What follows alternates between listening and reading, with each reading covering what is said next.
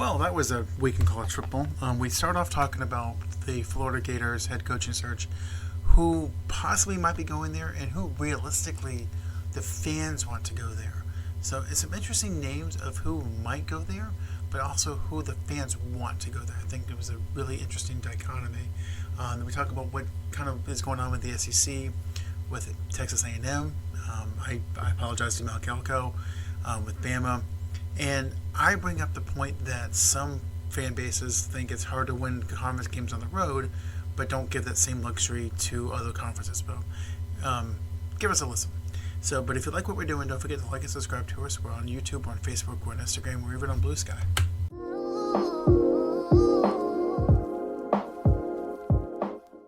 Welcome to number one local sports podcast in Central Florida. This is Sandlot Sports. I am Adam Capperson. I'm here with BJ Thomas. I cannot wait for this Florida State game. It's going to be amazing. I think I said the stat was like Florida and Florida State lost by, I think it was combined 73-17 or something ridiculous. It was 62-17. The struggle is real. The struggle is real. Do you guys have any hope, like at all, for the Gators? No, I mean, not right, not this year for any. yeah. No, absolutely not. And I mean, I keep hearing that people are turning down the Gator job. I haven't heard them. Anything about that. Okay. And who'd you hear that from? Well, I mean, ESPN, so the reporting is kind of sketchy. That Lane Kiffin has basically said no. I heard that they were getting desperate enough to contact Lincoln Riley to see if he wanted the job. Well, maybe they just need to fire the athletic director and go ahead and. That might be what they need to do. But the problem is Florida keeps winning national titles in all the other sports. Well, okay, so like as a Gator fan and as a Syracuse fan, but if your school wins national titles in multiple sports. Hell no, I don't care about baseball. I don't give a flying shit about baseball national titles. Who does? There's like, I don't know. Who cares? So you would give up Syracuse basketball those national titles? Nope. Oh, But baseball. okay. Because I bring that up because the Gators won the national title in basketball. Hockey. Fuck hockey. I couldn't tell you who won the national title in volleyball, in baseball, in ice hockey. No. Couldn't tell you. It doesn't matter.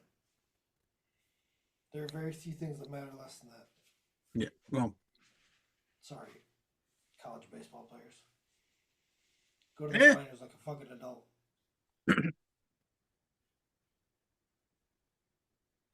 So, I mean, do you have any inkling as to who the next coach is going to be? Hell no. I don't know anything. I don't claim to know anything. Let me rephrase that. Who do you realistically want the next coach to be? Realistically. Realistically. In a perfect world. That's a great question. Yeah, that's why I get the extra nickel on the show. Extra nickel. Shit. I don't know because Drinkwitz, Kiffin, the usual suspects, the people who've been names for the last couple of years are out there. Mm-hmm. But I'm really trying to think of somebody. I really like Dan Lanning. He's not going to come off that Oregon money. No. But I like Dan Lanning. Although he is at a major program and has absolutely dick to prove or dick to show for it. Something to be said there. I mean, he could be the next Penn State. He could be the next James Franklin. Yep. So I don't know. What about? It's a tough choice. What about the guy from Texas Tech? Yeah, I don't know. What do you do here? Like, known commodity or up and coming, young coach? Like, what do you do here? I mean, yeah, and that's the problem because known commodities are known, and they're also known by the current employers. Well, I was about to say, well, known commodities are also either coaching or not coaching for a reason. Yeah, I mean, you touched on it. Drinkowitz, um,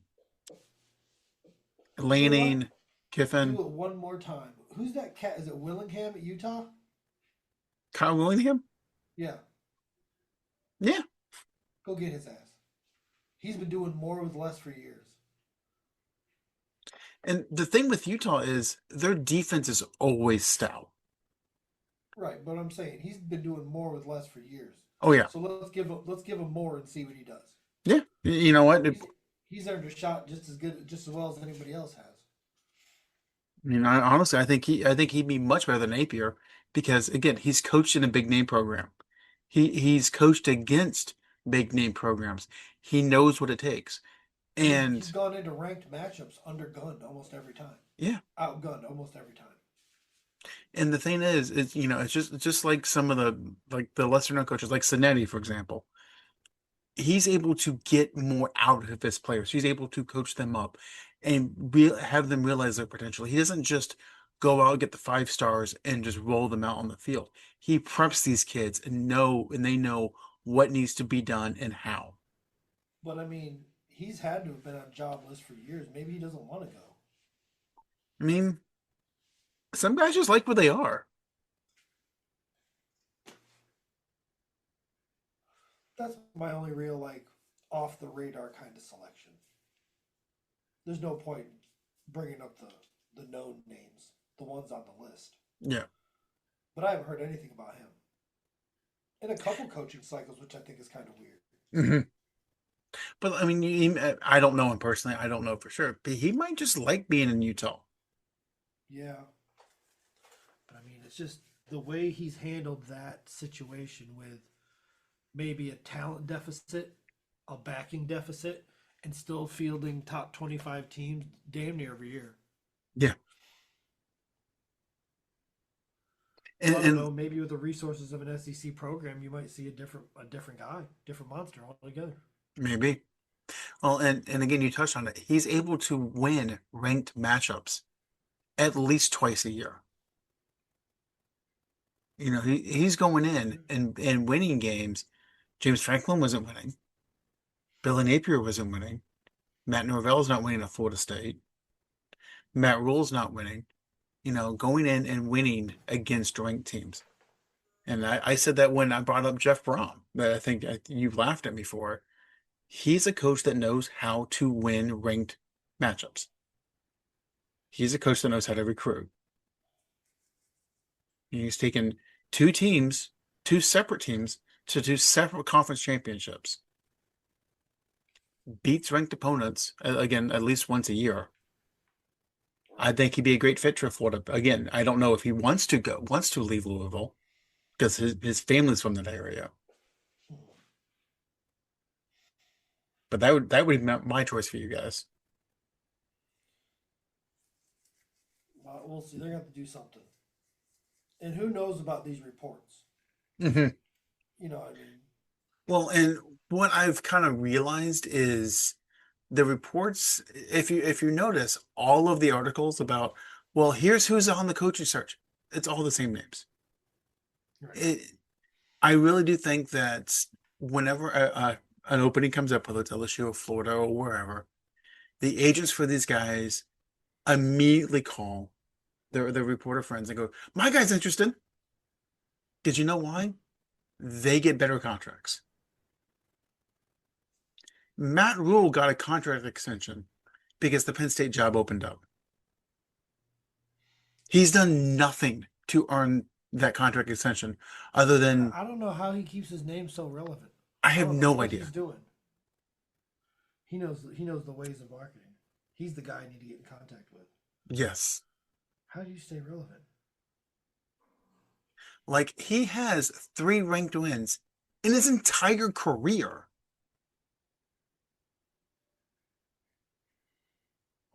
And then there's that Carolina thing. Yeah. The disaster that was Carolina. I mean, didn't his tenure at Carolina lead to Christian McCaffrey being traded? I think I think he left after that or before that. I don't think so. Now, I'm not saying that Christian didn't want to leave because of that disaster, but I think Matt Rule had left before then. I think Matt Rule got fired. McCaffrey left that same season. That's possible. Let's see.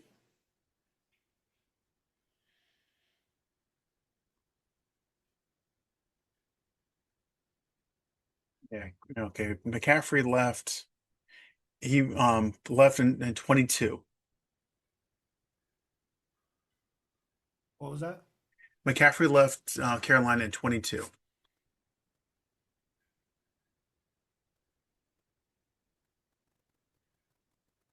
And Matt Rule coached at Carolina. Okay, you might be onto something. Yeah. I'm pretty sure Matt Rule's the reason that Christian McCaffrey wasn't a career Panther. Yeah. Listen to his career record. It's 11-27 in the NFL, which is, which Kotite area. 66-59 in college.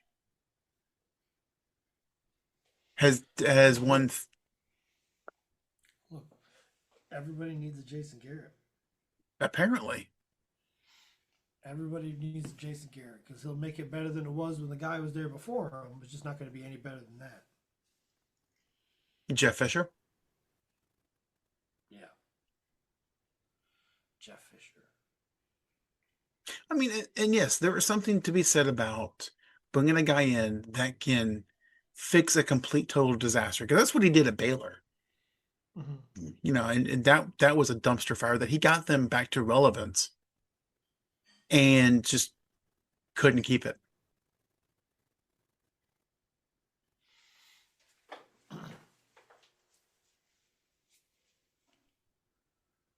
So, but I want to stay in the SEC.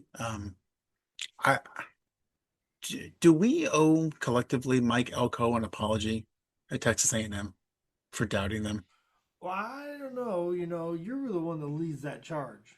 I Okay. felt like you led the Texas A&M charge, so I'll let you apologize for both of us. I like what you did there, Matt. I feel like I feel like the hate that you had for Texas A&M is more tied to Jimbo Fisher than actual Texas A&M. That is probably true. Yeah. So I felt like your uh, preseason hate on Texas A&M was you forgetting that Jimbo Fisher no longer coaches there. But also they would do this under Kevin Sumlin. They would do this under R.C. Slocum. They would win, look good, and then fall apart. So, yes, I do owe Mike Elko an apology. I did not think that they would be this good this year.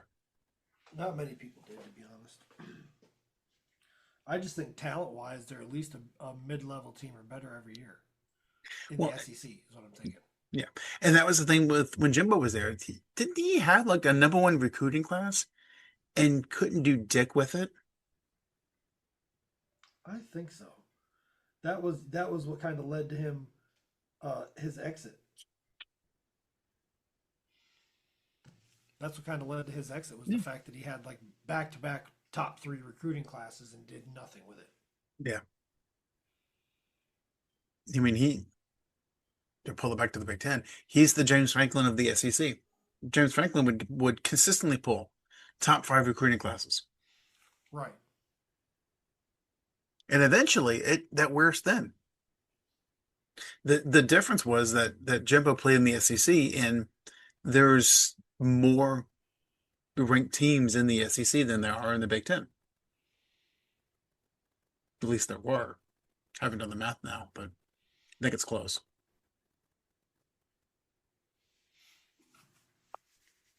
I don't know. Texas A&M has definitely turned a new leaf though this year. It feels like. Yes. We'll find out though, because like we always say, all this stuff is cute in the regular season, but until it really matters, that's when we're going to be able to judge some of these coaches and their turnarounds. Mm-hmm.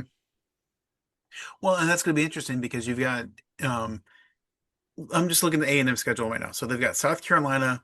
the traditional SEC tune-up before the final game, and then they have Texas. Okay. Barring just a complete meltdown, they're going to make the playoffs. Mhm.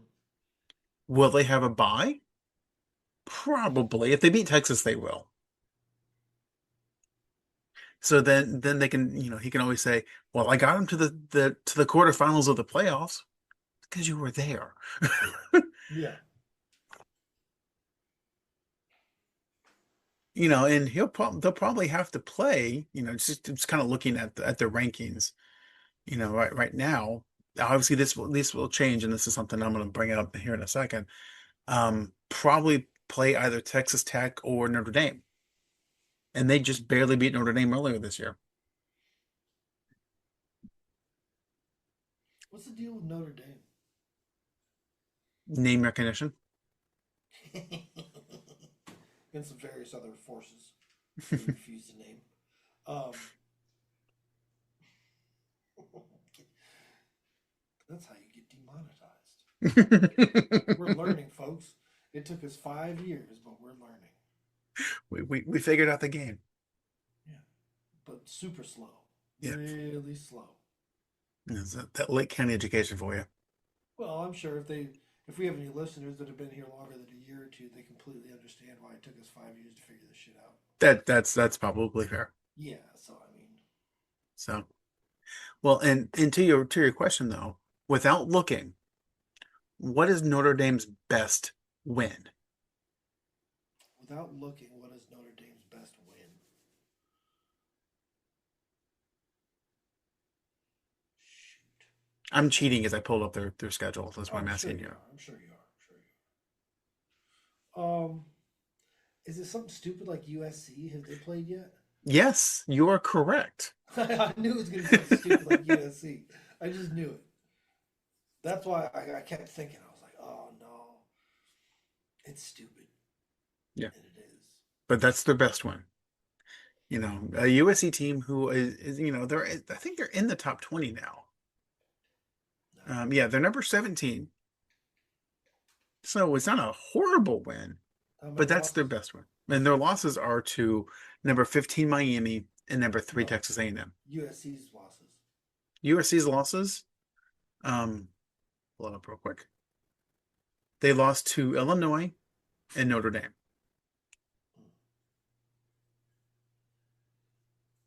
And Illinois is no longer ranked. Am I correct? That is correct. They definitely aren't our rankings. The only rankings that matter. That's right.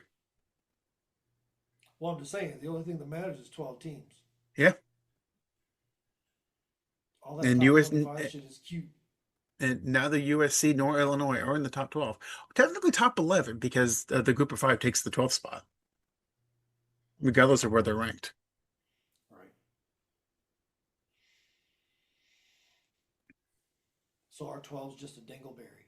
Yes. I got you.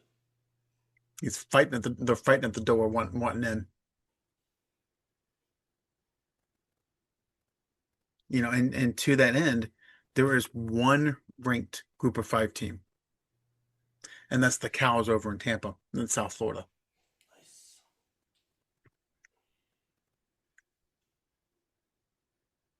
So, I'm making a bunch of apologies today. Like I said, I already apologized to Mike Elko and This Texas is A&M.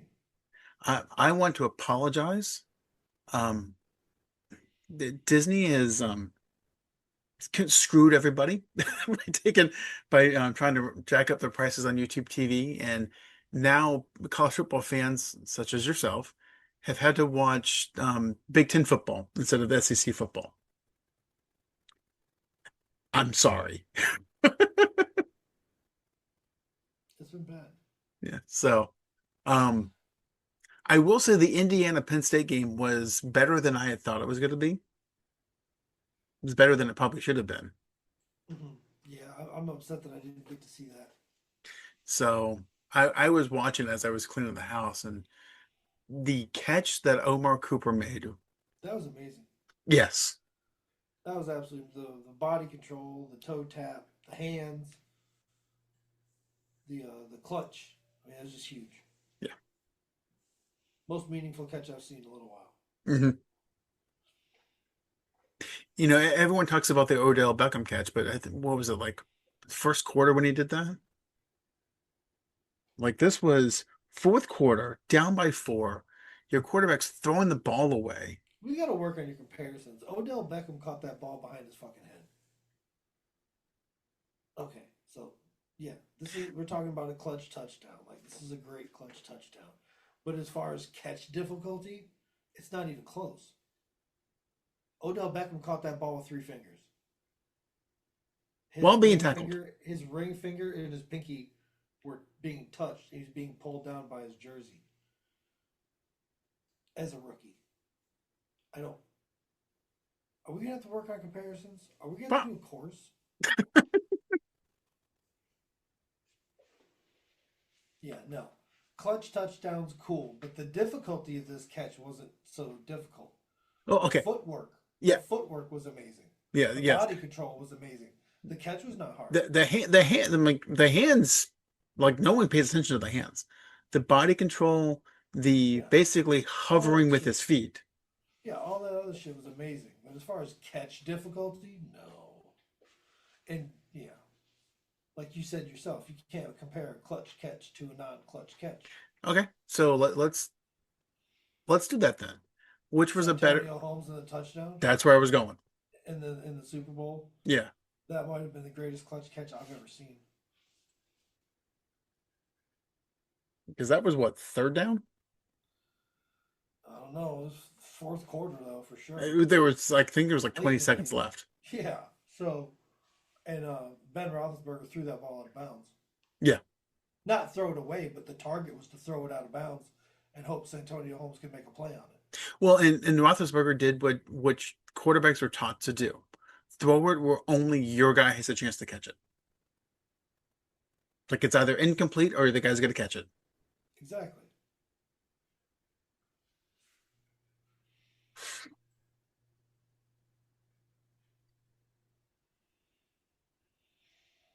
So, looking at the rankings now, and these were just released a couple hours ago.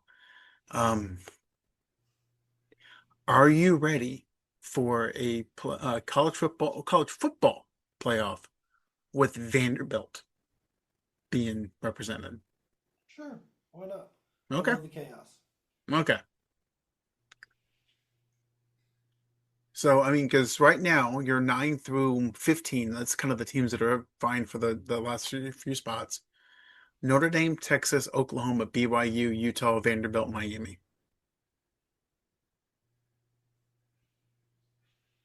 Two of those teams will probably make it. I'm not going to make you pick because we'll do that during our power rankings. Okay. So, and okay, I'm going to say this, Michigan fans, I am one of them. Please, please stop talking about Michigan making the playoffs. It ain't going to happen. Okay. They're going to hang around. They're probably going to play here in Orlando at the Citrus Bowl or whatever it's called nowadays. They ain't making the playoffs. Just stop. Yes, if they win out, which includes a win over Ohio State, they will be 10-2 in the Big Ten. They're not making the playoffs. Just stop it. So that's my PSA for today. Shut them down. Okay. So as I was alluding to, I wasn't going to make you pick there who's going to make the playoffs, but I will make you pick here. So who is your number one team? Sticking with Ohio State. Yes. Till further notice. Got to give me an excuse. And then you can put Texas A&M up there. Okay. Okay. So I found it interesting that there's been fan bases online for a specific conference that have said it's hard to win a conference game on the road. And they're not wrong. Okay. Teams that are built to beat you, you're playing at their house, it's hard to win. What I have found irritating is those same people gave Indiana crap for winning on the road at Penn State, but didn't beat the spread. Well, Penn State was doomed to fail. They haven't fucking beat a ranked team in years. Like, it was almost a foregone conclusion. They just Well, hung around much longer than anybody expected. it would have honestly it would have been funny if they had beaten number two Indiana without James Franklin. No. You are who we thought you were. Yeah. So, but again, you hear these same people when an SEC team goes down to South Carolina or to Kentucky and lose. Like, well, it's hard to win on the road. Okay, by that logic, Indiana's win is a decent win at Penn State. Now, on paper, they needed a miracle catch to beat a 3-16. Yes. Which negates your prior statement. So, but how many SEC teams have But we seen go down? if Indiana was replaced with the Dallas Cowboys, how would you be framing this conversation? If Dallas played at Carolina, okay, and won on a last second catch by CeeDee Lamb, you know what I'd be saying? Holy hell, that was a great catch. Great win. I'm glad they found a way to win. And I would say the same about A&M going down to Kentucky. And I would The fact that you said that without laughing is borderline scary. It's just borderline scary. I mean, I don't know what else you could lie to me about. That's all I know. so now ironically you watch A&M do it this week when they go to South Carolina. I don't think they will. I think they'll stop them, but it would be ironic to have that conversation. And I'm saying this to say that I still have Indiana at number two.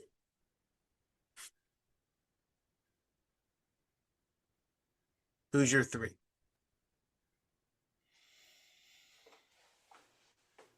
Bama. We got A&M at three. And then you can put Indiana at four. I'll end the disrespect there. Okay.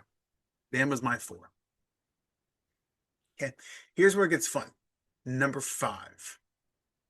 Texas Tech. We'll give them a little bump. Give them a little bump. You think they're better than Georgia? Georgia's more inconsistent this year than I've seen him in a while. I'll say that. Yeah. And That was that good. doesn't always iron itself out as the season goes on. Matter of fact, in many cases it gets magnified. Yeah. As the pressure increases and stuff. So why not? That was going to be my answer, and you're 100% right. Georgia struggles with teams that they shouldn't. I mean, That's they beat championship Ole football. Miss, but I've seen them struggle with South Carolina, with Florida, teams that they should not struggle with. So yeah, you're right. Texas Tech should be number five. Who's your six? Ole Miss. I think Ole Miss is better than Georgia. Even though Georgia beat them on the field? See what happens in the playoffs. Okay. See, It's hard to beat a team twice, and that's what we're going to start seeing now. Yeah. That's stuff we haven't seen over the years past. It's not that easy. No. Like even in the pros, where I mean, you face your division opponents twice every year. It's hard to sweep your division opponents, Right. and those are just Buffalo random. Bills. Yeah, yeah. Motherfuckers. we'll get to them. Yeah, we'll get to them. But we've seen our division opponents in the NFL. They might be terrible, but they hold up against better teams. Now you're going to have a team that has played it in the regular season as a ranked matchup, and then they're in the playoffs, so they're good teams. So it's gonna be fun. Yeah. Who's your seven? Georgia. I got Ole Miss here. 8. Oregon. Even though I think my prediction of them becoming the new Penn State is spot on. They were lucky to beat Iowa this weekend. I mean, I know I called Iowa, it was going to be a sloppy game, but they were lucky. My problem is I don't have anyone to put above them. Damn. I I don't think Notre Dame's better than them. I don't think Texas is. Oklahoma, BYU, I don't think they're better. So by process of elimination, that's why I had Oregon at 8 because no one below them is worse. Now here, So it feels like. going back to my question, okay? You're 9 through 15. Notre Dame, Texas, Oklahoma, BYU, Utah, Vanderbilt, Miami. Two of those teams are making the playoffs. Because the teams in 1 through 8, as of right now, barring something catastrophic, they're all making it. Now we're getting into this team could potentially slip up towards the end and be done. Texas is the most inconsistent, unpredictable, wobbly team on that list. Well, that and Oklahoma. Ever since that quarterback has injured his hand and he's come back, they've been a little more sketchy also. Mm-hmm. But I stick with Texas. Texas can fall off that list real easy.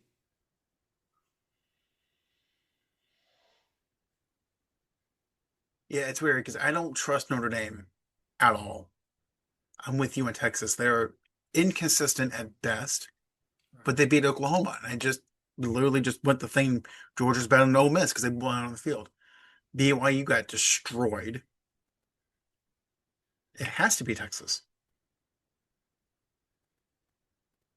Number 10.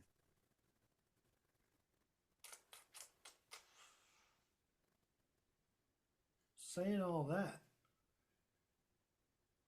I still think Notre Dame's better than Texas. So I'm gonna keep them at 9, put them at my 10. Didn't you had Texas at 9? Oh, I fucked that up, didn't I? You want me to switch it? No. Okay, Just it's a happy accident. Maybe it'll happen. maybe. Either team can fuck off, so I really don't care where they're ranked. Texas came in the SEC with all these delusions of grandeur, and we saw how that went. Yeah. And Notre Dame, well, you know my thoughts on Notre Dame. We don't need to reevaluate those. Yeah, careful. I look, said what I need to say. Yep. Um, Honestly, my number 10 team, out of all of them, the team that's been consistent, they may not have as much talent, but it's been consistent, is Vanderbilt. Well, there you go. Okay. Number 11, the last Power Four team to be in your playoff bracket. I agree with you. I feel like Vanderbilt's more dangerous than the rest of them. Put them in there. Put them in there to number 11. This is where I'm putting Oklahoma. And I could put Oklahoma behind Vanderbilt comfortably. And then I'm putting Notre Dame. Just because we just talked about Notre Dame, their best win's USC. Oklahoma's best win, I just had it, is Ole Miss. Wait, no, is Michigan, which is kind of USC. But I think Oklahoma is more consistent. And honestly, I trust Brett Venables to be able to call better plays than Lincoln Riley. Insider information. So No, put nobody would have said that last year. They were trying to kill Brent Venables last year. I, I do think it's funny that when they went from hand signals to radio, his record went from like 11 and 10 wins to 6. So just saying. Does that mean your whole conference is stealing signs? Is that what you're alluding to? Oklahoma? Huh? I'm talking about Brett Venables. Oh. SEC doesn't steal signs, they just play defense. Yeah, sure. Tell it the Kirby Smart. So, anyways, Who is your team to watch that's outside of the top 12 that could make a playoff run? Or, as I should say it better, who is the team that outside the top 12 that you want to curse this week? Oh, can we do it twice to the Hurricanes? Yes, you can. Throw them in there. Fuck it. Make sure it never happens again. Um, I mean, I think my team to watch is Utah. So again, this is the team I'm going to curse. So that's our bracket. I think the buys are pretty much consistent, but we got some good matchups, but kind of based on what we've put together. Um, we literally were talking about the Texas Oregon matchup. That's what you have in your little bracket here. And in the first round, this will bring a smile to your face. Notre Dame versus Georgia. I like it. We're gonna learn something about two teams quickly right there. Yes. So, but we before we get to that, we have picks for this week.